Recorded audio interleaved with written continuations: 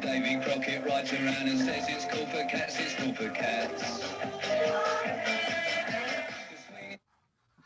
All right. So you're a nut. Anyway, here we are, week 5 and a week 5 with a special guest. Welcome, everyone. Thanks for coming. Thanks for putting up with really bad music from the 80s. And it's not that bad. It's interesting to be reminded how hokey. I know. I remember this tweet. I used to like some of their music. I know. Scary. I didn't want to inflict the whole video on you, but so go ahead and log into Canvas, and your access code is 844. And you probably saw this coming, but open response. Stephen Katz is a photojournalist at a daily news organization that we call The Pilot, whose passion project was the film that you just watched for the last 2 days. He also photographs for NGOs. What is the question you most want to ask him today?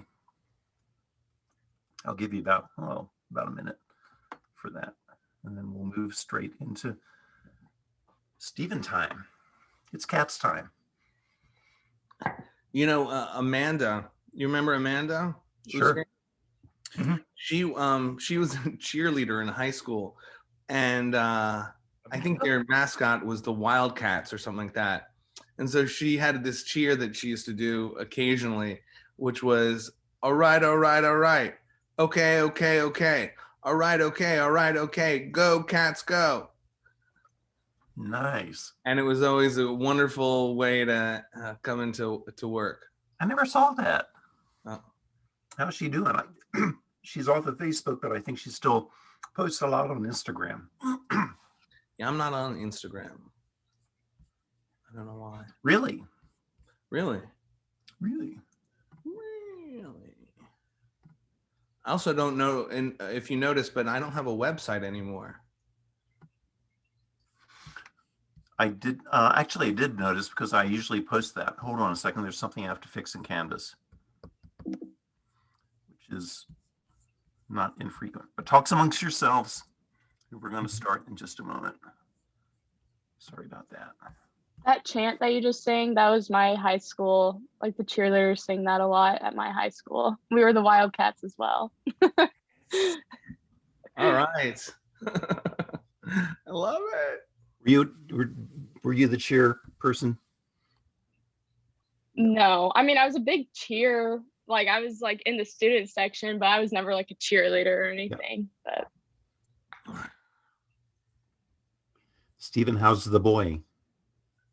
Good. You know, he just recently got his report card and he did really well. He went up in a number of courses, categories. He went down in one course, and it was art appreciation. I couldn't be more disappointed in him. Aw. Gotta bring that kid to a museum. So this class is, Brandon, since you were the first one on, explain the class to me, if you don't mind. Yeah, so in general, it's long form storytelling. So for the most part, we're studying, case studies, long bouts of journalistic, delving into topics, things like documentary work, or just in general, sticking with a subject for a long amount of time. One of the ones we talked about earlier on was a photographer sticking with a patient. I think Martin, I can't remember the name, but he worked with someone who was in I'm blanking on the word, terminal illness, that's what it was, and basically following them for the months up until the death. So taking a story, zeroing in on what theme you want to cover and what you want to get out of it.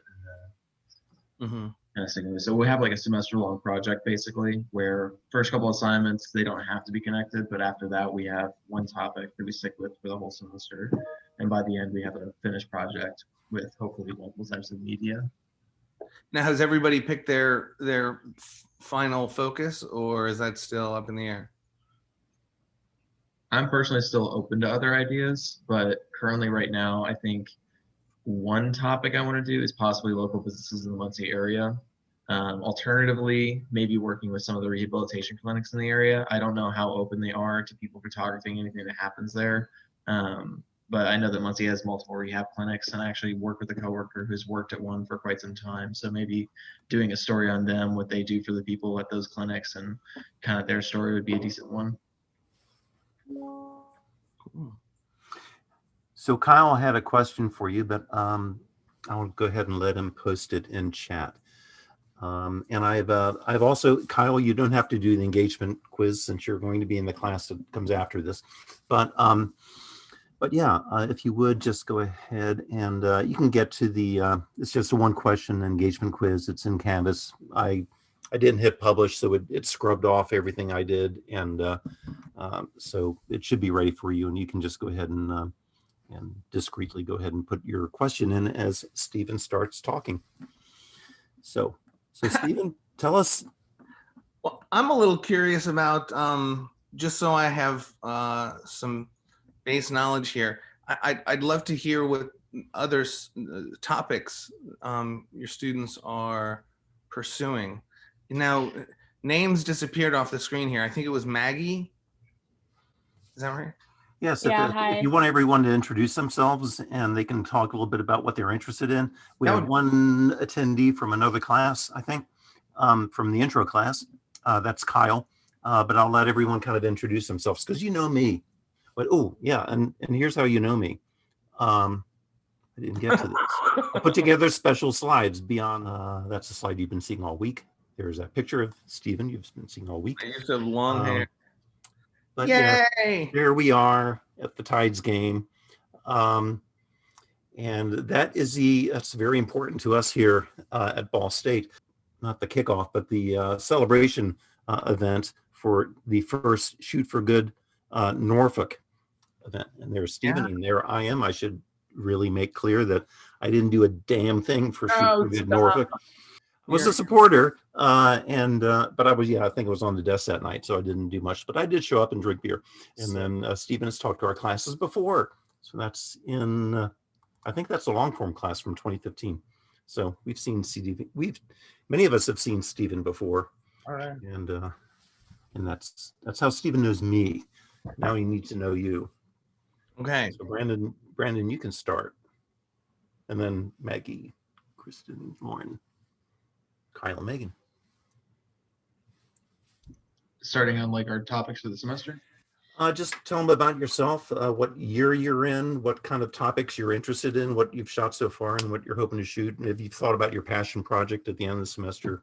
Okay, yeah. So Brandon, senior at the moment, graduate in the fall of 21. So far this semester, I started with the local business idea as a beginning point. So there's a couple of businesses on the White River Mall strip that run across like maybe 2 feet from my house, not 2 feet, but like 2 miles from my house. So I started with this game shop that's been in Muncie since about the 80s. They relocated to that area, but it's called the Wizard's Palace. And basically it's just one of those places where a lot of people go to play card games, stuff like that. They do tournaments every Friday. So I'm working with the owner right now to go and shoot one of those tournaments. It's like card game tournaments. So there's not like a lot of action there, but I can at least kind of get some owner interaction and advertise the place. That's one of the ideas I've shot so far. But yeah, passion project is either going to be local businesses around Muncie that don't get a lot of attention, or it's either going to be that, or like I said, something with a rehabilitation center, because there's a lot of them around here. And drug abuse is a pretty big problem in Muncie. Are you from that area? I'm not personally from Muncie, but my mom and my dad actually grew up here. They went to high school here, and my grandparents live here. But my family moved to Lafayette after they went to school, and then they moved to Greenfield, which is where they currently live. All right. It's about an hour away. Okay. All right. Is it my turn? Okay. I'm a junior. Well, my name's Maggie. I'm a junior. I'm supposed to graduate next May, so a year after this, I guess, from May. I haven't chosen my passion project yet. So far this semester, I have done I don't even know, what would you call it, Martin? A photo story, I guess. I don't know. Like a photo essay on Yeah, a photo essay, and I microaggressions. got a group of people. They were different races, different genders, different cultures. Took them into the studio, did black and white portraits, and then in their handwriting, they wrote down something that someone has said to them that's like affected their life, like how they have lived. And I like took their handwriting and I put it onto their photos. So that's what I've done so far. But I haven't picked my project for the semester. Do you know what you're leaning towards, or I mean, what are you passionate about? People. I love doing portraits, and I don't know. I like portraits. I mean, I'll shoot anything really. But I'm also a design major, so I just kind of I don't know. I would love to continue that project because I did a form of that project my freshman year as well. So I'd love to do it, but with like different topics. I think that'd be really fun and cool. So I'll notice that also. I'll make note that Maggie also seems to be drawn to topics of intersectionality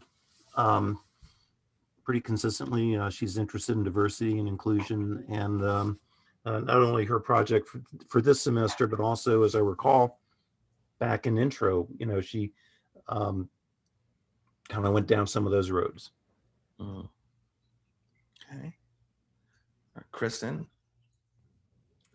Hi, I'm Kristen. I'm a senior photojournalism major. I finished classes this semester, then I graduate after I finish an internship this summer.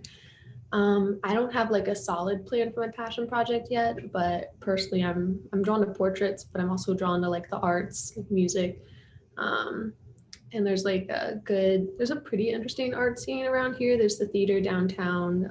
There's a few like artist and residency programs I'm looking at maybe reaching out to them and kind of profiling their artists, or just like finding people on campus through the fashion school or the art school or the music school, kind of following like a student maybe.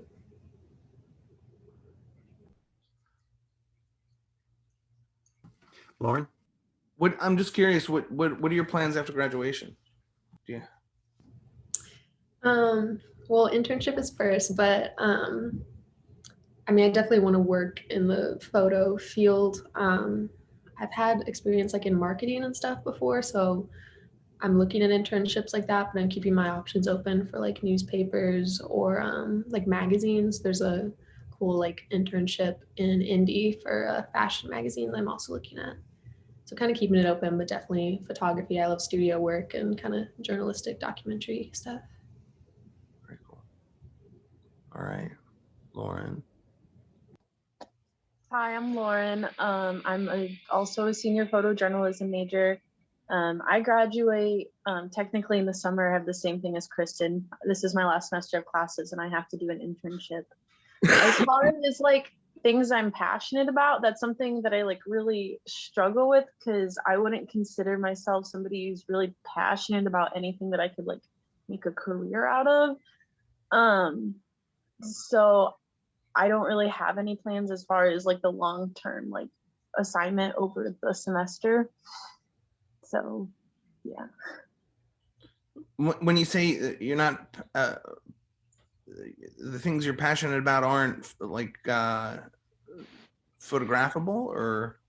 Well, okay, so I would consider myself somebody who like watches like a lot of shows and like plays some video games and stuff, and that is what I'm doing like 99% of the time. And so I would consider myself like passionate about those things, but I don't feel like those are very like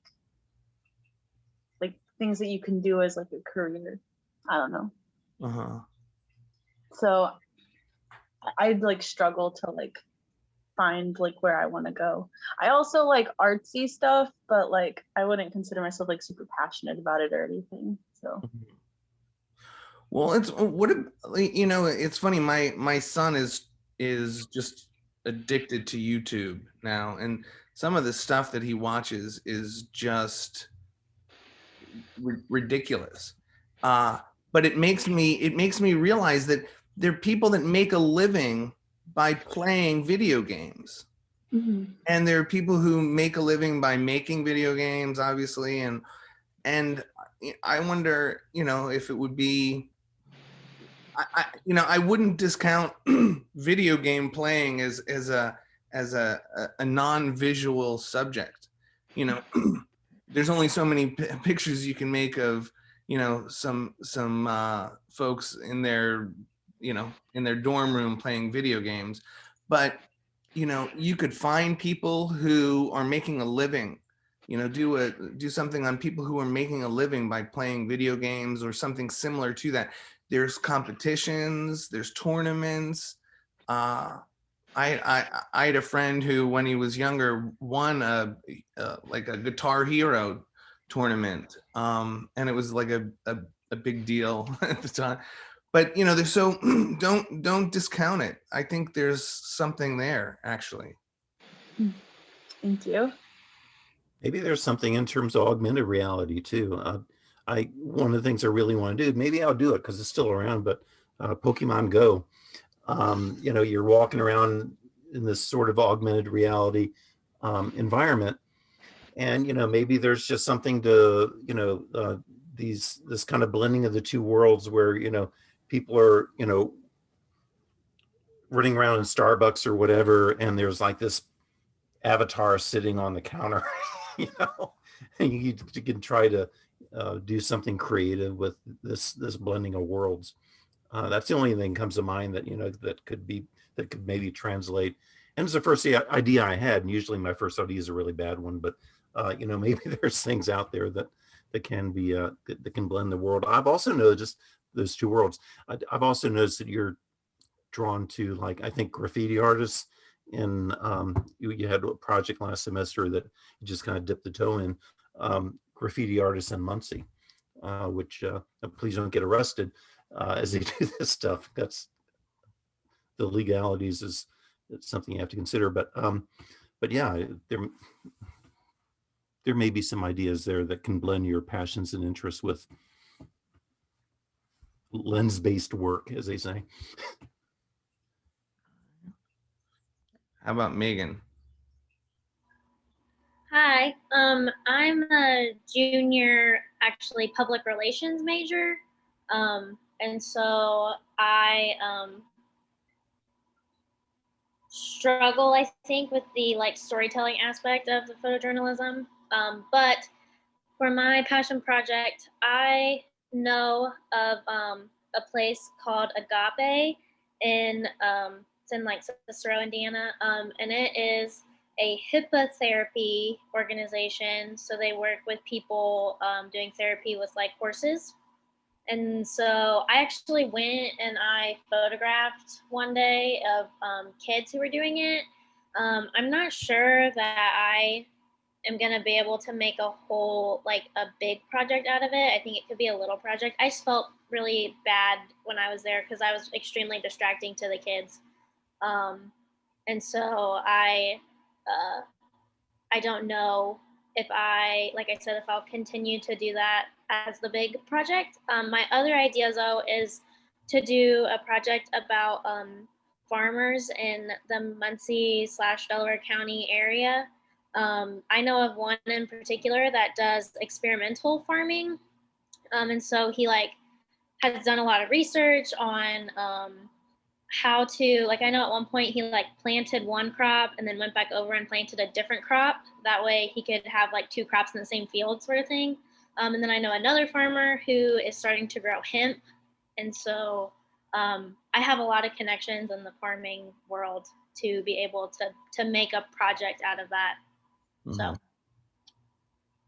It's interesting. My master's degree is in journalism and public relations. So I had to take an even amount of classes between writing and PR. And they complement each other so well because the most successful PR campaigns, in my opinion, are ones that have great visuals. And I can't tell you how many events I go to, how many photo ops that are arranged by PR people that are just flaccid when it comes to any sort of creative visual or anything, frankly, that's appealing to, TV news in particular, but also newspapers. Oftentimes the best photo ends up on A1, and if there's a good visual to an event, it's gonna do better. It's gonna get better play. And so, I've thought in the past, that if need be, that I would transition back to PR work, and with the focus on really pitching the visual skills and the power of the visuals, and just really point out any number of opportunities where folks missed the mark on where they could have really done something unique. And so I wonder, I'm just brainstorming and throwing, but if you could even posit your photo essay almost like you were like you're pitching something, or you're advocating for something, or you're because frankly, when I work for NGOs, I'm working for the PR departments, and trust me, I know what kind of photographs are appealing to donors and to potential volunteers. And so there's a PR aspect to what I do when I work for nonprofits.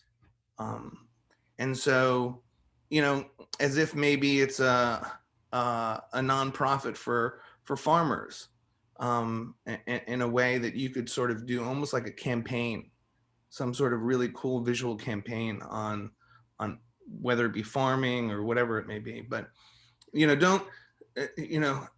I think that's a powerful combination, public relations and photography. I really do. Thank you.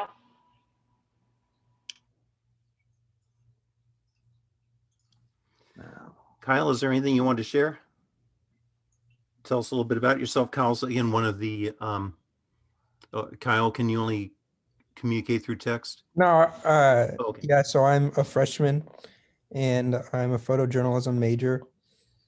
I obviously don't have to pick a passion project because I'm not in this class yet, but in high school, since I'm a freshman, the only past experience I have is in high school, and I took pictures for all 4 years of the sports teams, and then I ran a really small senior portrait business, charging anybody that contacted me to take their senior portraits. So that's my experience so far, but the passion projects sound cool. Yeah, even though you're not necessarily in the class, I know not all of you are considering work in working for a newspaper, but it's not as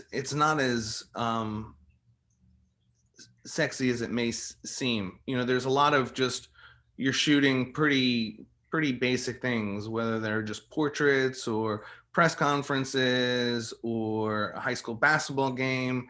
I enjoy shooting that all, but I think most photographers and it's the same with reporters. A lot of reporters have a book in them that they're always sort of working on the side, whether it's a nonfiction or fiction book. And so a lot of photographers have a project that they work on their free time that sort of keeps them motivated, keeps them just excited about what they're doing.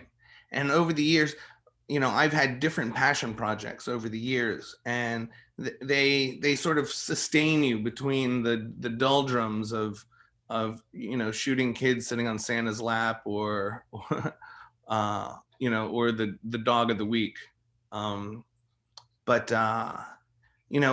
I've sort of right now in my point in my life, I've sort of checked out, and my passion project is my son.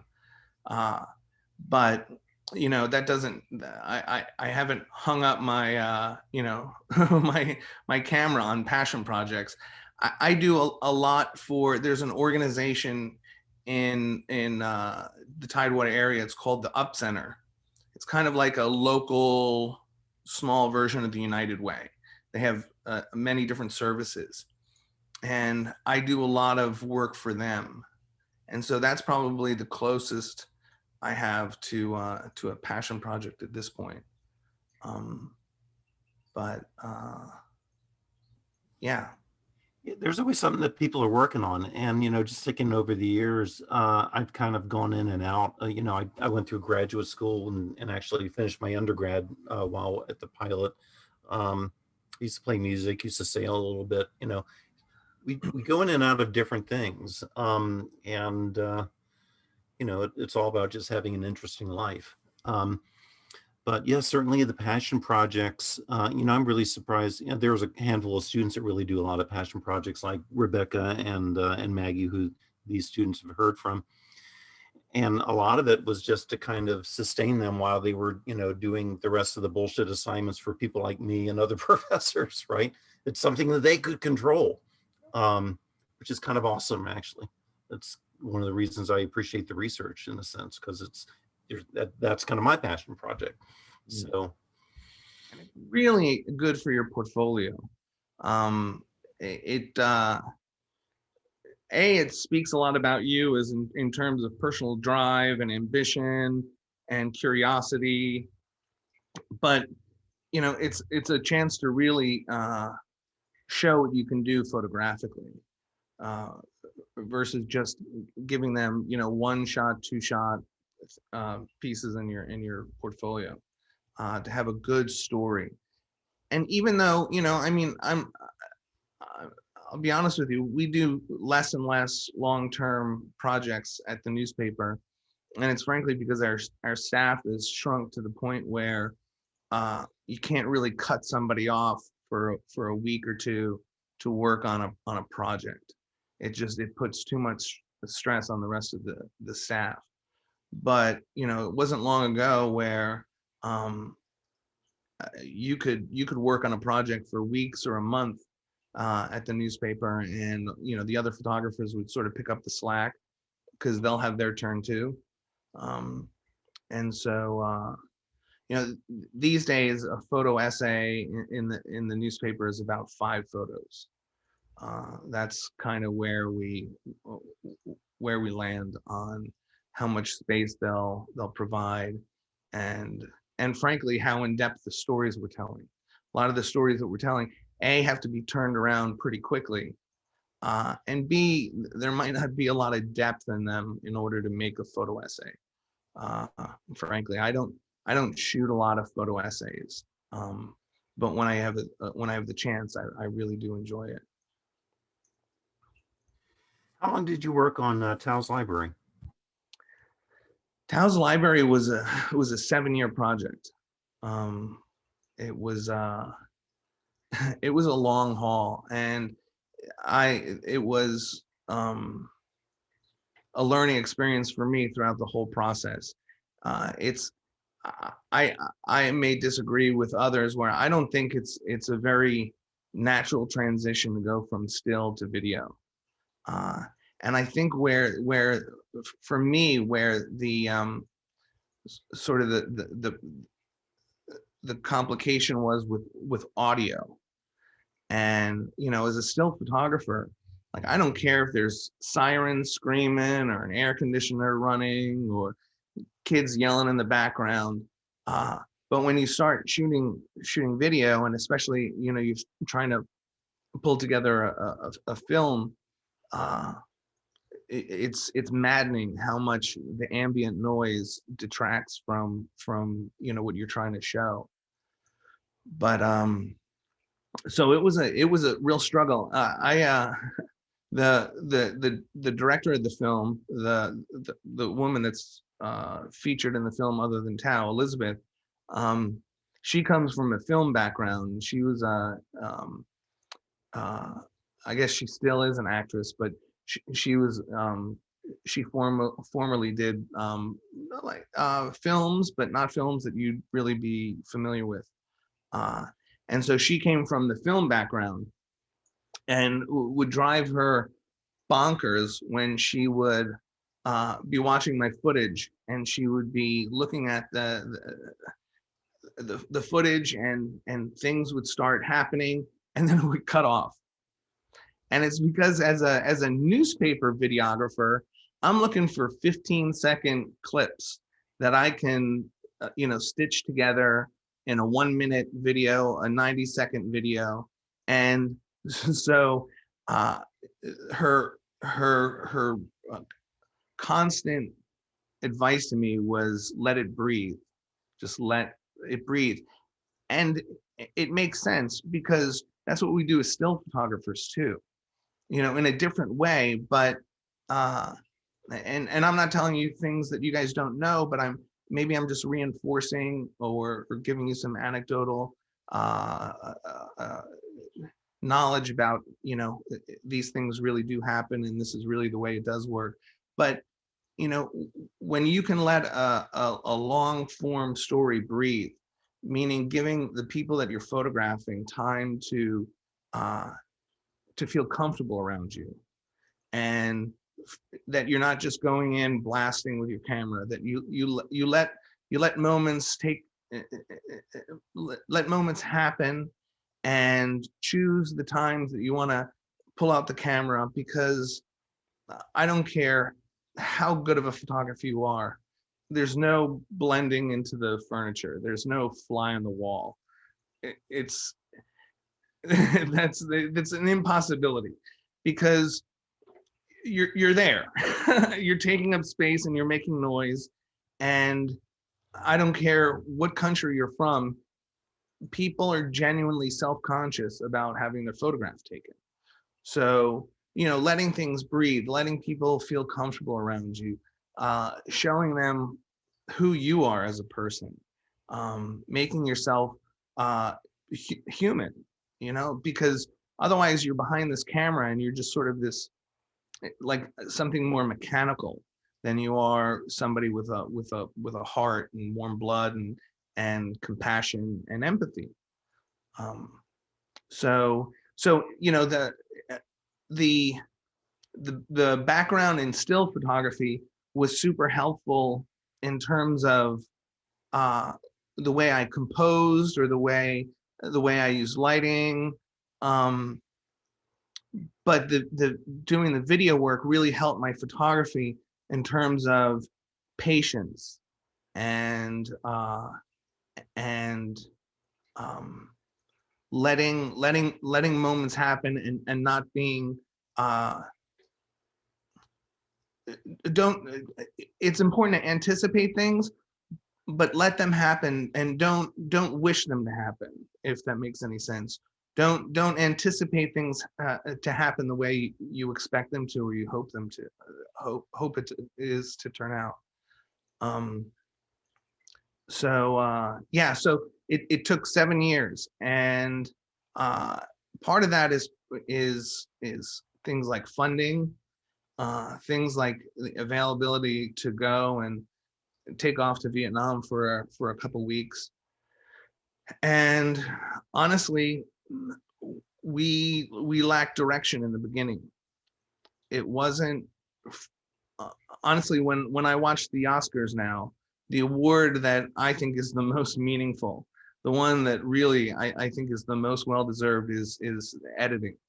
The whoever's edited the film, because it wasn't until we brought in Leandro, who was the film editor, that he was able to look at all the footage and all the work that we had done, and see it with a completely unbiased eye. He didn't know any background stories. He didn't know which were my favorite images, or what was my favorite footage, or what I may have hung off a cable, dangling over people to make this picture. It was the hardest footage that I ever shot, and I wanted in the film, but it didn't fit. And so you just let it go to it's hard to do, but you just sort of hand over all your material. And then and the interesting thing is Leandro and I never actually spoke until we met each other at the first film festival that we went to. He had this incredible ability to creep into my mind and to see the footage that I shot and to see where I was going with it and what my intentions were. And he just absolutely nailed it. I mean, we emailed back and forth from time to time, but that's why it's really good to have your work looked at by people who are like a professor or somebody who absolutely has no interest in photography whatsoever. Because they're at that point, they're telling you about what emotions they feel. They're telling you about what it makes them think, versus showing your stuff to a photographer who is then going to talk about maybe the technical aspects of the photograph, and get a little deep into your psyche and trying to put themselves in your position when if they made this photograph, what they would do. No, it's just going through the film festival circuit makes if you could redo a film like you could reshoot a shoot, there's a lot of things that I would change or do differently, but that's just coming from people in the general public, not necessarily critics. So it's just really important to share your work and to see how it affects people, and that's what you want to do. You want to show your photograph to somebody, and you want to watch their eyes. You want to watch their eyes just decompose and digest and look at all the layers, and the more time that they spend on your photograph, the more you'll know how successful you were. But these projects, and I was just going to say a passion project of mine before the film, I did a 2-year project on serpent handlers in West Virginia, and it was a wonderful escape. There were weekends where I just wanted to get out of Dodge, and I'd let the Reverend know that I was going to come into town, and it just really it's something that I'm very proud of, but something that really kept me just kept my juices flowing. I know some of them have some questions, so I'm going to kind of climb up and let them go. Otherwise, I can throw out some more questions, but their questions are the most important. So while I was watching Tao's Library, I noticed that I felt like one of the themes I was left with is kind of that through helping Tao, Elizabeth was in a way able to kind of recapture her relationship with her sister. I don't know if anyone else, I felt like that was a core theme. But was that a part of the, I guess, like, when did you guys know that was going to be a part of it? Was that where the editor kind of came in and helped with that direction? Or did you guys kind of know from the beginning that would be an integral part of the story? Well, for Elizabeth, you can't talk to her for too long without her mentioning her sister. So yeah, there was some focus on that. But to be honest with you, when it was, just she and I working on it, it was a little ham-handed. And when Leandro came in,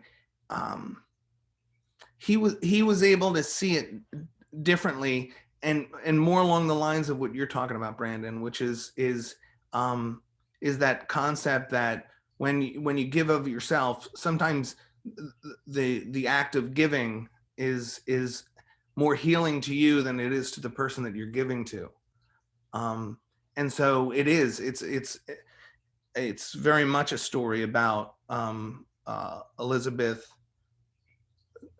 and that's how it started personally between Elizabeth and I. She glommed onto this photo, and became obsessed with it, and obsessed with helping this person that she didn't know.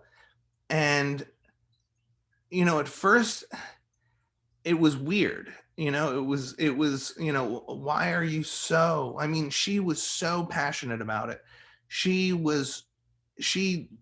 her entire life, she poured into that film. And it was clearly a way where almost Tal was filled this role of like a little sister to Elizabeth. Elizabeth could celebrate achievements with Tao. They could giggle and just be two girls on a cot looking at magazines. And so, you know, that is a very important point, and I appreciate you pointing that out. It always has been a struggle for me when people say, what is the film about? Because I do think that there are a number of sort of themes that run through it. And so I never know what to say. You know, sometimes I say it's a film about the effects of Agent Orange on the second generation of Vietnamese. Sometimes it's a film about sisterhood. It's a film about healing, and you know, I won't ignore the fact that as a photographer, I take a lot of satisfaction that it all started from an image, that one photograph can affect somebody and inspire them and move them to take action. And it's a story that that I think could resonate with all of us, because, you know, I don't think people get into photography necessarily, at least this kind of photography, because they love cameras or because they love taking pictures when they were kids or whatever it is. There's an inherent desire for journalists and photojournalists to want to advocate and to help people. And so I take a lot of, it's a really good feeling to know that this image helped, you know, build a library. And those are important lessons for both. And again, as you're seeing, our classes and students are very heterogeneous. We have some are interested in journalism, some are interested in strategic communication and marketing. But whatever bucket your category you fall into, I mean, this is all the same thing. It's all about storytelling and reaching people's hearts and minds. Mm-hmm. So we have about 5 minutes, so we can go a little bit over, Tom. I've got a 3 o'clock that actually Kyle's in, but we can run it straight to 3 if you want. People have to leave, that's fine. But yeah, 2:50 is our cutoff. But yeah, keep going. All right, we'll get through these. Maggie, do you have a question?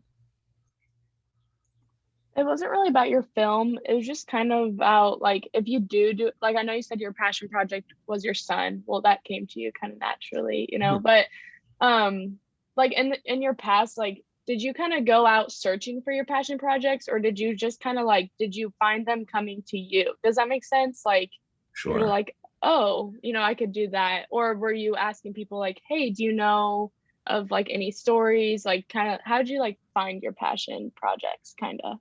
Well, look, just like I was singing the praises of a combination of public relations and photography, for me, my undergrad degree was in anthropology.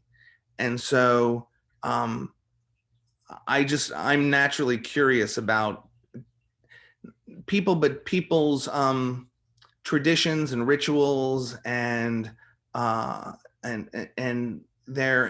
way they're involved in their community through those physical activities, like the serpent handlers were.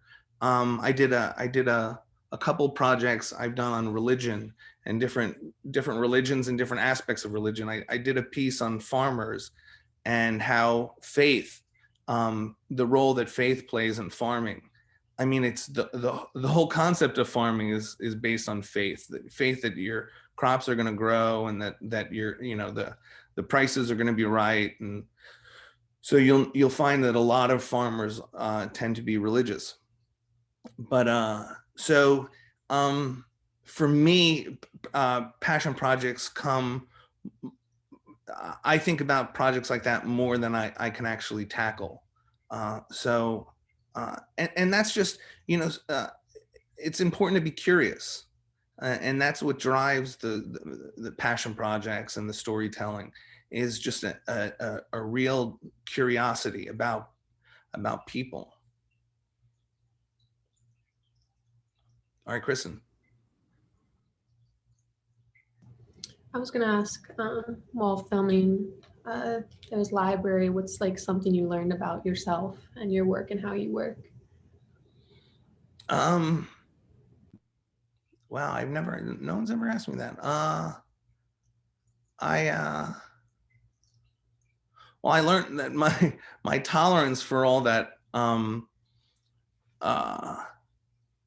and not to make it sound bigger, but that Hollywood business aspect of it, and learning how you have to take something that you love and you have to change it just because of rules and regulations and copyright and laws and things like that. It frankly made me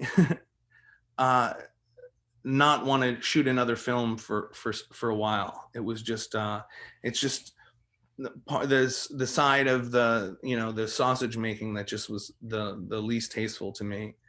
But again, I think that concept of letting it breathe, I think would be, in terms of how I grew, was not to be so impatient and look for shots rather than waiting for moments. All right, Lauren, you have a quick question? Let's skip to Megan.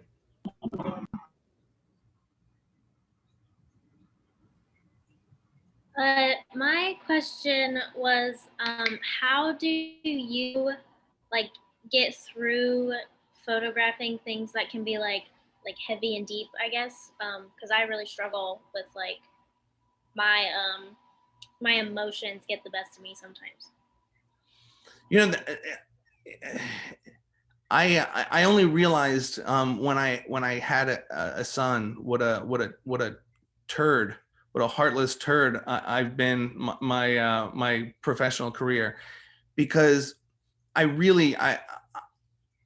to me, a photographer that would sort of break down or sort of fold up in face of an assignment like that is about as useful as a surgeon who's afraid of blood. Then you've just chosen the wrong path. But I'm not gonna lie, and again, not to make it seem bigger than it is, but I still have nightmares about things that I've seen, and I've watched way too many kids die, and that was what actually why I needed to take a break when Sawyer was born, because I couldn't keep it together. I'd watch a father carrying a little boy into an emergency room, and the boy was burned over 80% of their body, and the father's weeping, and I just can't keep my shit together. I just, all of a sudden, that kid becomes my kid. And even at the newspaper, when I photographed, not last summer, the summer before that, we had 2 back-to-back incidents of kids drowning.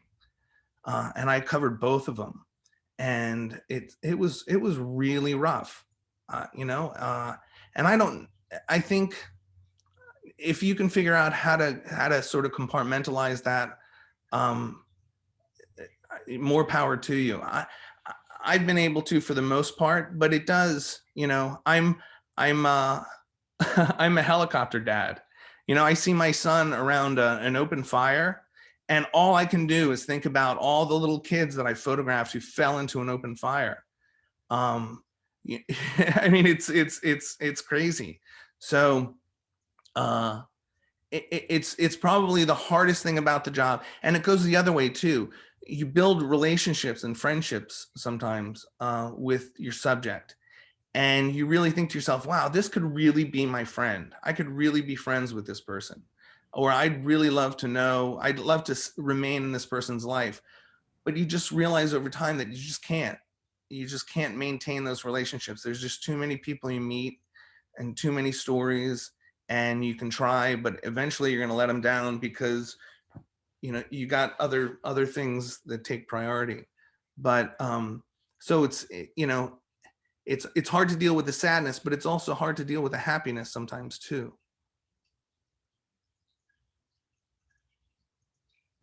All right. Just on a final note, how's Tao doing? Tao, I wonder if Tao even remembers me. Tao is a superstar. She gets invited to every function, every kind of thing that has anything to do with disability in the country of Vietnam. She's always a guest speaker, a guest this. She flies all over the country. She's living the life, and she deserves it. She's had a really, really rough life, and I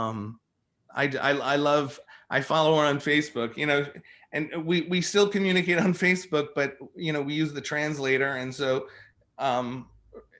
I ask about her parents, and she's telling me about chickens in her backyard, and or she'll just send lots of emojis, like just happy emojis or flower emojis. But no, she's doing fantastic, and that library still looks great. The one thing that was weird, and I'll tell you this real quick, was that I had visited the library a couple years after it first opened. And the first thing I noticed when I walked in was a huge painting of Ho Chi Minh. Because I guess the government people came in, and any business or any facility like that has to have a picture of Ho Chi Minh in it, and so it was like this little shrine in there. It was weird. All right, cool. Well, man, thanks. I wish we had longer to talk. We are on this Monday, Wednesday, Friday schedule, and I'm not loving it, but yeah. Thanks for taking some time to meet these folks. This is fun. And again, like your passion project, don't stress about it. You're passionate about more than you realize. And just because it doesn't immediately strike you as being a phenomenal visual story, every story can be told visually. And that's sort of the challenge, is sometimes photographing things that aren't shooting fish in a barrel. Awesome. Well, good luck. Oh yeah. Thank you. Thank you for speaking. Thank you. Thank you for talking. You bet. Yeah. You bet. I'll be anxious to see Martin. Martin, you got to share their projects with me when everything's said and done. Absolutely. And we're going to be talking about your projects and critiques next week. So catch up on that. All right, my man. All right. Thank you, guys. Thank you. Tell everybody I said hi if anybody remembers me. Of course they do. Absolutely. All right, miss you, man. Bye.